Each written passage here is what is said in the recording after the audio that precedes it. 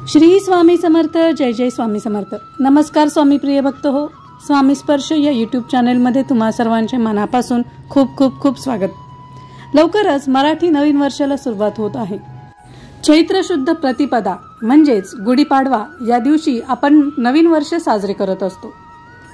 येणारे नवीन वर्ष आपल्या सर्वांच्या आयुष्यामध्ये सुख समृद्धीचे, भरभराटीचे आणि आरोग्यदायी अशी यावे याकरता आपण या दिवशी कोणत्या सेवा करायच्या असतात, काय उपाय करायचे असतात, हे सर्व आपण आजच्या व्हिडिओमध्ये पाहणार आहोत. त्यापूर्वी जर तुम्ही स्वामी स्पर्श या यूट्यूब चॅनलला नवीन असाल तर नक्कीच चॅनलला सबस्क्राईब करा आणि अशाच नवीन नवीन माहितीपूर्ण व्हिडिओंच्या नोटिफिकेशनसाठी बेल बटन नक्की दाबा. चला तर मग सुरुवात करूया आपल्या आजच्या व्हिडिओला.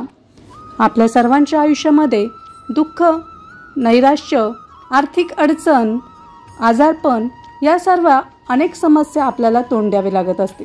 हातात आलेला पैसा न पुरणे किंवा घरात सतत आजारपण असणे या सर्व समस्यांसाठी आपण गुढीपाडव्याच्या दिवशी काही उपाय करणार आहोत. त्यासाठी सर्वात पहिला उपाय तो म्हणजे आपल्याला गुढीपाडव्याच्या दिवशी एक खास वस्तू आपल्या घरामध्ये आणायची आहे आणि ती खास वस्तू आहे श्रीयंत्र. या श्रीयंत्राची आपल्याला गुढीपाडव्याच्या शुभ मुहूर्तावर आपल्या देवघरामध्ये श्रीयंत्राची विधीपूर्वक स्थापना करायची आहे. श्रीयंत्र हे लक्ष्मी प्राप्तीसाठी अत्यंत महत्त्वाची असे साधन आहे. आपल्या घरामध्ये जर श्रीयंत्र असेल तर आपण त्या श्रीयंत्राची विधीपूर्वक पूजा करून गुढीपाडव्याच्या दिवशी त्या श्रीयंत्रावरती श्रीसूक्त बोलून किंवा ललिता सहस्त्रनाम बोलून कुंकुमार्चन करायचे आहे. त्यामुळे आपल्या घरामध्ये लक्ष्मीचा निवास नेहमी राहील. ज्या घरामध्ये नकारात्मक शक्ती जास्त असते किंवा घरामध्ये सदा नेहमी पैशांची टंचाई असेल, पैसा पुरत नसेल, अशा वेळी आपल्याला घरामध्ये श्रीयंत्राची स्थापना करायची आहे आणि त्याच्या प्रभावाने आपल्या ज्या काही आर्थिक समस्या असतील, जी काही पैशाची कमतरता भासत असेल, त्या सर्व समस्या या श्रीयंत्राच्या प्रभावाने दूर होण्यासाठी मदत होत असते. तर अशा प्रकारे आपण त्याला गुढीपाडव्याच्या दिवशी आपल्या घरामध्ये श्रीयंत्राची स्थापना करायची आहे. त्याचप्रमाणे आपल्याला आपल्या आयुष्यामध्ये नेहमी आणखीन एक समस्या भेडसावत असते आणि ते म्हणजे सतत घरामध्ये असणारे आजारपण. घरामध्ये सतत कोणी ना कोणी आजारी असणे किंवा एकामागून एक संकटे घरावरती येत असतात. अशा वेळी आपल्याला या गुढीपाडव्याच्या शुभ मुहूर्तावर एक उपाय करायचा आहे. तो उपाय मी आता तुम्हाला सांगणार आहे. तर हा उपाय असा आहे की आपल्याला या गुढीपाडव्याच्या दिवशी वडाच्या झाडाची 3 इंच लांबीची एक मुळी आणि एक रंगारी हिरडा आपल्या घरी आणायचा आहे.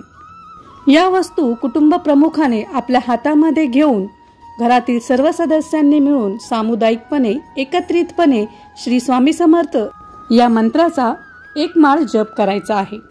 त्यानंतर या दोन्ही वस्तू पाटावरती ठेवून त्यांची पंचोपचार पूजा करायची आहे आणि ही पूजा करताना आपल्याला ओम वम वनस्पतये नमः या मंत्रोच्चाराने त्याची पूजा करायची आहे. पुन्हा एकदा सांगते, आपल्याला वडाच्या झाडाची 3 इंच लांबीची मुळी आणि एक रंगारी हिरडा घरी आणून त्याची पंचोपचार पूजा करायची आहे आणि ही पूजा करताना आपल्याला ओम वम वनस्पतये नमः या मंत्राचा जप करायचा आहे. हा जप झाल्यानंतर, पूजा झाल्यानंतर आपल्याला खडीसाखरेचा नैवेद्य दाखवायचा आहे. अशा पद्धतीने पूजा केल्यानंतर या दोन्ही वस्तू आपल्याला एका लाल कपड्याच्या पिशवीमध्ये बांधून आपल्या मुख्य प्रवेशद्वाराच्या चौकटीला आतल्या बाजूने टांगून ठेवायची आहे, जेणेकरून येता जाता आपल्या ते डोक्यावरती राहील. अशा पद्धतीने आपल्याला ती घरामध्ये आतल्या बाजूने टांगून ठेवायची आहे. या उपायामुळे आपल्या घरातील सर्व सदस्यांचे निरनिराळे आजार, बाधा, संकटांपासून संरक्षण होण्यासाठी मदत होते. अशा प्रकारे आपल्या घरातील आर्थिक समस्या आणि आजारपण दूर करण्यासाठी गुढीपाडव्याच्या दिवशी आपल्याला या वस्तू आणून त्यांच्यावरती हे उपाय करायचे आहेत. तर हा माहितीपूर्ण व्हिडिओ तुम्हाला कसा वाटला ते मला कमेंट बॉक्समध्ये नक्की कळवा आणि जास्तीत जास्त लोकांपर्यंत हा व्हिडिओ शेअर करा. तोपर्यंत श्री स्वामी समर्थ. जय जय स्वामी समर्थ.